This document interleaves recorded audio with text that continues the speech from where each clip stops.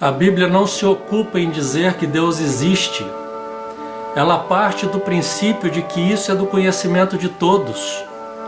E então ela ocupa-se apenas de fazer conhecido o que Deus declara ser justo e ao mesmo tempo em que afirma que Deus julgará e condenará os maus segundo a sua justiça. A Bíblia, portanto, não é um livro escrito para ateus que negam a existência de Deus por não serem capazes de descobri-lo no universo material. Também não é escrita para agnósticos que negam a possibilidade de saber se Deus existe ou não. E também não foi escrita para o incrédulo que rejeita a revelação de Deus e o Deus que fez essa revelação. A humanidade se divide numa luta contra admitir a existência de Deus. A palavra grega agnóstico foi criada pelo professor Huxley para expressar a sua própria atitude.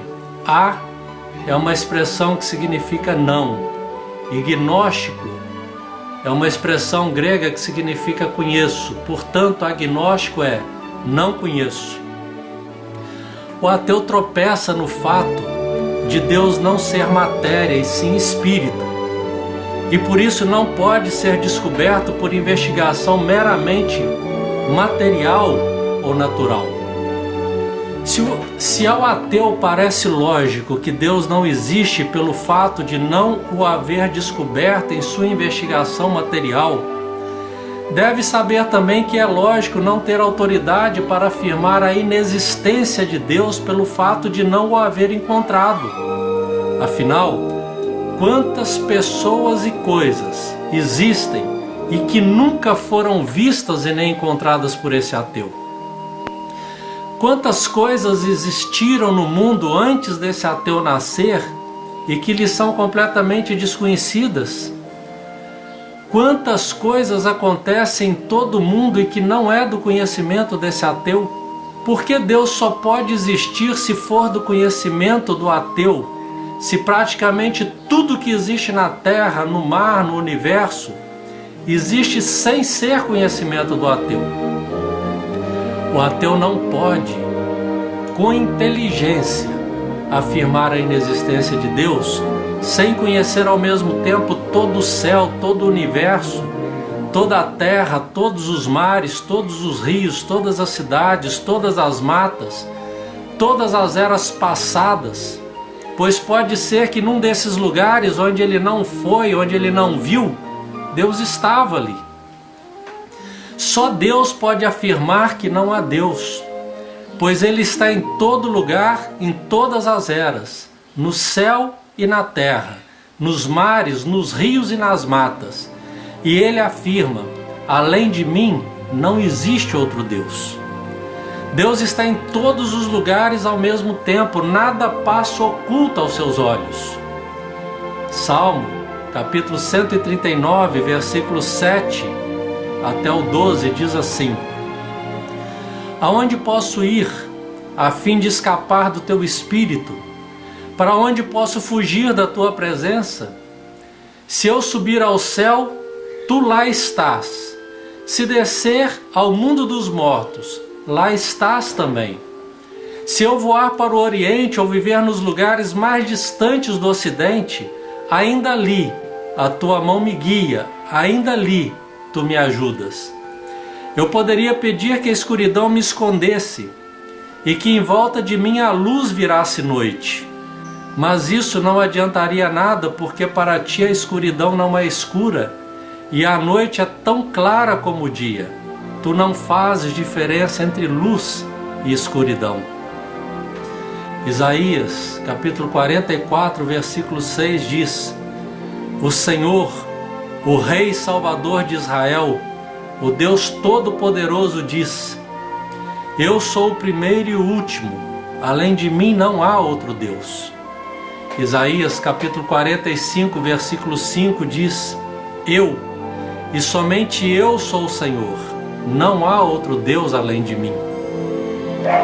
Qualquer pessoa que não puder, como Deus, preencher ao mesmo tempo o céu e a terra, todo o universo e todas as eras passadas, explorando até os confins do universo, pode com autoridade afirmar que Deus não existe.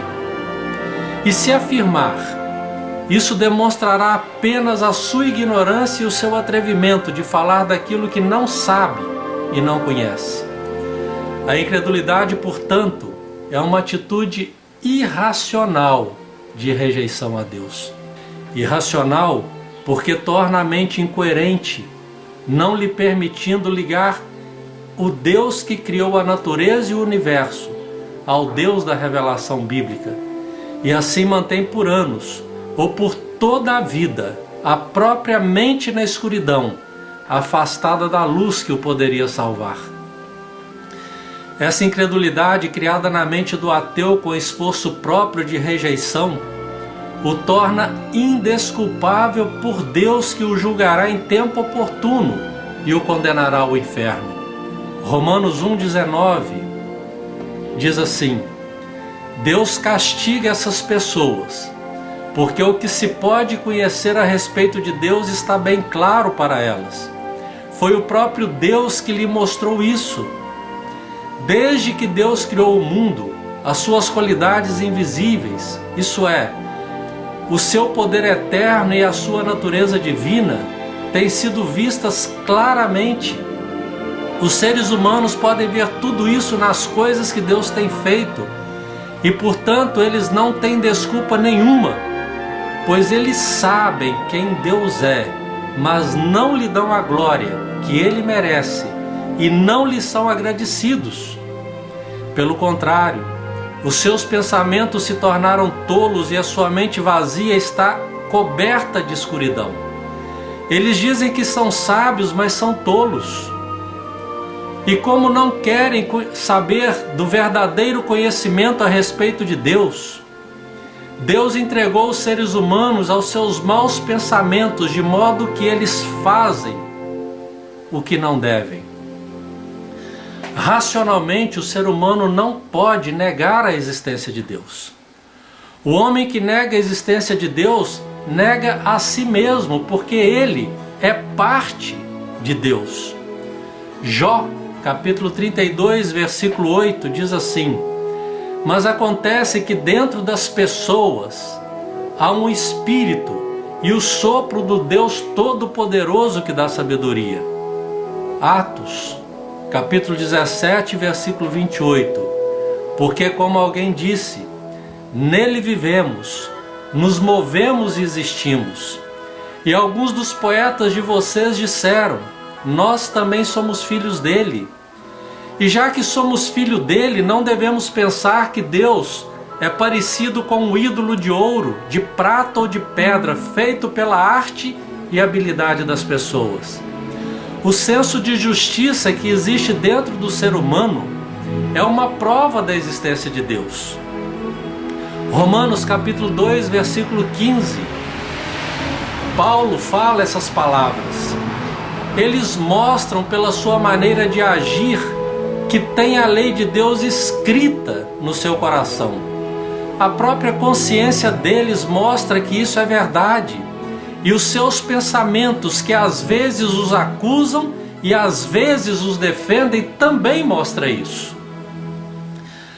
A insistência da rejeição de Deus trará a morte aos que assim vivem. Romanos 1,32. Eles sabem que o mandamento de Deus diz que aqueles que fazem essas coisas merecem a morte, mas mesmo assim continuam a fazê-las, e pior ainda, aprovam os que fazem as mesmas coisas que eles fazem. Outra evidência incontestável da existência de Deus está no fato de que os seres humanos em toda parte do mundo acreditam em um ser supremo, ou em seres supremos, perante os quais devem satisfação e a quem oferecem preces e sacrifícios. A função da Bíblia, o livro dado por Deus à humanidade, é dar à necessidade já existente dentro do ser humano o esclarecimento quanto a como é Deus e como é a sua justiça, e os termos do seu relacionamento com esses seres humanos. Sem o devido conhecimento da Bíblia, ninguém pode conhecer a Deus, pois são muitos os tropeços colocados nesse mundo para dificultar a ida das pessoas a Deus. Dentre elas, acredite, as próprias religiões com seus dogmas humanos. Um médico ateísta chamado Galeno, depois de fazer a anatomia do corpo humano, analisando o seu esqueleto, observando como era útil e adequada cada parte, percebendo as diversas intenções de cada pequenino vaso, músculo e osso, e a beleza do todo, ficou tomado por um espírito de devoção e escreveu um hino a Deus, o Criador. Galeno nasceu em Pérgamo, na Ásia Menor, por volta do ano 130 d.C. Jovem, estudou matemática, depois filosofia e posteriormente medicina, direcionando seus estudos para a área de anatomia. Em Alexandria, o maior centro de pesquisa e prática médica da época, estudou esqueletos humanos e dedicou-se intensamente à pesquisa de pressupostos intelectuais definitivos, sem conseguir decidir qual era a sua posição. Em 161 d.C., Galeno tornou-se médico em Roma, capital do Império, sob o governo dos dois imperadores antoninos. E Galeno fez um sucesso tão grande por ter diagnosticado e curado pacientes influentes, que passou a dar palestras públicas e realizar demonstrações sobre anatomia. Sob os governos de Marco Aurélio e Lúcio Vero, foi convocado para Aquileia quando tornou-se físico pessoal de Cômodo, que tornou-se imperador de Roma. Galeno, como médico, escreveu obras sobre a anatomia do útero, diagnóstico de doenças do olho, experiência médica, método terapêutico, procedimentos anatômicos, higiene. Criou vários trabalhos sobre o campo de doenças e seus sintomas. Elaborou obras sobre a pulsação e urina. Como físico, escreveu obras sobre teoria dos 4 humores, os elementos, segundo Hipócrates, sobre as misturas. Como filósofo, escreveu obras sobre doutrinas de Hipócrates e Platão, prova científica, introdução à lógica. Como religioso, após anos de ateísmo, escreveu a obra A Utilidade das Partes, obra essa considerada um hino de louvor a Deus, o Criador. Ordem e harmonia são sinais de inteligência e elas são encontradas na natureza. Toda molécula de matéria, de qualquer variedade, é uma massa definida de elétrons reunidos com a mais exata relação aritmética e geométrica. A construção de uma molécula exige uma ordem que não pode ter origem em nada mais do que em uma inteligência admirável.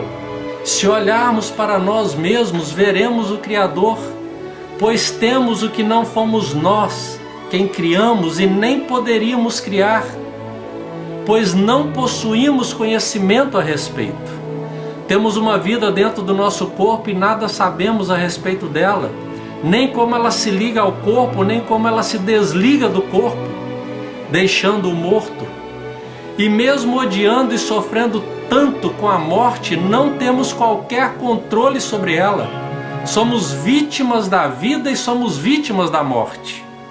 Não temos nenhum controle sobre um e nem sobre o outro, mas sabemos que possuímos vida e que estaremos mortos. Isso por causa de um agente fora de nós que os controla. A Bíblia é a luz que o Criador deu ao mundo, e por ela ele nos informa como tudo isso funciona. Hebreus capítulo 1, versículo 1. Havendo Deus antigamente falado muitas vezes e de muitas maneiras aos pais pelos profetas, a nós falou-nos nesses últimos dias pelo Filho, a quem constituiu o herdeiro de tudo, por quem fez também o mundo, o qual, sendo o resplendor da sua glória e a expressa imagem da sua pessoa, e sustentando todas as coisas pela palavra do seu poder, havendo feito por si mesmo a purificação dos nossos pecados, assentou-se à destra da majestade nas alturas. A natureza dá testemunho impressionante de um Criador universal, maravilhoso e preservador das coisas criadas. O homem, que existe como vítima do Criador, possui uma natureza intelectual e moral dentro de si, sobre a qual ele desconhece o funcionamento e a origem. E isso é um testemunho de que o responsável pela criação é um ser intelectual, moral, juiz e legislador. O ser humano é dotado de uma natureza emotiva que o faz ficar alegre, sorrir, chorar, amar, odiar, ficar calmo, nervoso, aprovar e rejeitar, sem contudo entender como funciona dentro dele essas emoções.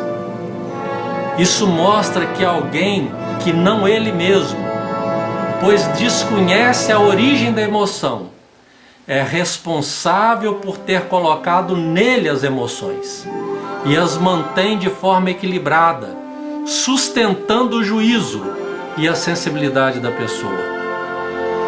A consciência dentro do ser humano manifesta-se fora do controle dele, dizendo-lhe o que fazer. E a ele, ela diz: como poderia não ter feito? Como poderia aceitar isso? Eu não consigo admitir isso. Eu não suporto aquilo. Isso para mim é inaceitável. Eu não pude resistir. Essa força operante dentro do ser humano que chamamos de consciência mostra a existência de um Criador moral, sobre o qual nós temos responsabilidades e satisfações a darmos. Dentro do ser humano existe uma justiça que ele não sabe explicar de onde veio, pois a sua origem foge do seu conhecimento. Contudo, essa justiça posta dentro de cada um lhe afirma que algumas coisas são erradas, outras certas, tais como: o amor é certo, o ódio é errado.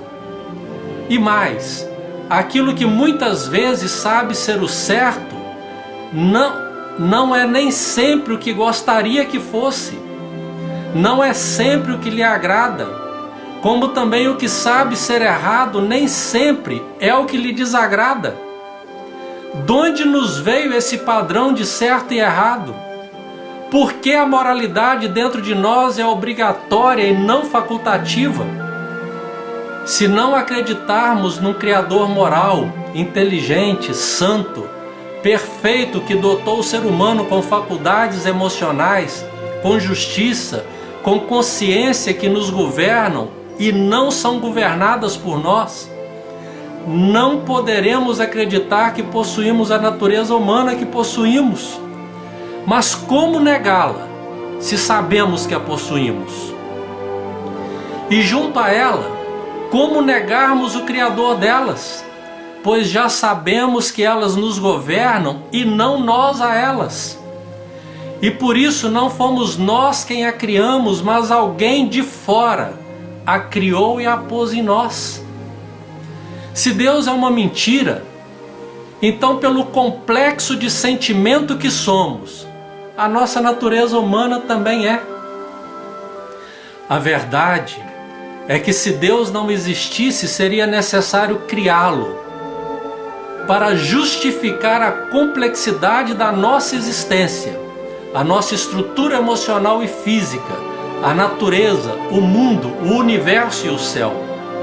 Se Deus existe, contudo, então o impulso que existe dentro do ser humano que o motiva a buscar, conhecer o seu Criador, é algo bastante natural. Se Deus existe, contudo, então o impulso que existe dentro do ser humano que o impulsa a buscar e conhecer o seu Criador é algo bastante natural. Sim, racionalmente não posso admitir outra verdade, senão a de um Deus que engenhosamente criou a mim, a todos, ao universo, ao céu, ao inferno, aos seres da terra e aos seres celestiais, e que não só criou, mas é o sustentador de toda a vida e de todas as coisas. Essa revelação estabelecida dentro de mim me leva à bendita crença de que as promessas feitas por Ele são verdadeiras. E assim eu aguardo pela vida eterna, sem a corrupção do corpo por envelhecimento ou pelo enfraquecimento, sem doenças e sem morte. Aguardo a bendita hora em que reencontrarei os meus parentes e amigos que morreram, mas serão reencontrados um pouco mais adiante, quando Deus me levar até eles. E aguardo o momento em que eu mesmo, com os meus próprios olhos, verei a Deus, e o conhecerei como sou conhecido por Ele, e assim viverei uma nova vida de gozo, da qual ainda nada sei, senão apenas que será perfeita e maravilhosa, pois o que Deus tem preparado para aqueles que o amam, nem olhos viram, nem ouvidos ouviram, e nunca, jamais penetrou em qualquer mente humana. Crendo nas promessas de Deus, é que homens do passado preferiram sofrer injúrias e aceitaram até mesmo serem torturados até a morte por parte dos que rejeitaram essa fé, pois viveram como quem via o invisível e assim trocaram as glórias passageiras dessa vida pela glória eterna anunciada por Deus, o nosso Salvador. Hebreus capítulo 11, versículo 35 diz assim: eles recusaram ser postos em liberdades a fim de ressuscitar para uma vida melhor. Alguns foram insultados e surrados, e outros acorrentados e jogados na cadeia. Outros foram mortos a pedradas, outros cerrados pelo meio, e outros mortos à espada. Andaram de um lado para o outro vestidos de peles de ovelhas e de cabras. Eram pobres, perseguidos e maltratados. Andaram como refugiados pelos desertos e montes, vivendo em cavernas e em buracos na terra. O mundo não era digno deles. Porque creram, todas essas pessoas foram aprovadas por Deus, mas não receberam o que Ele havia lhes prometido, pois Deus tinha preparado um plano ainda melhor para eles, a fim de que somente conosco eles fossem aperfeiçoados. Somos a descendência desses filhos amados de Deus, que preferiram suportar injúrias do tempo presente para receberem o cumprimento das promessas feitas por Deus quanto à vida futura, a vida eterna.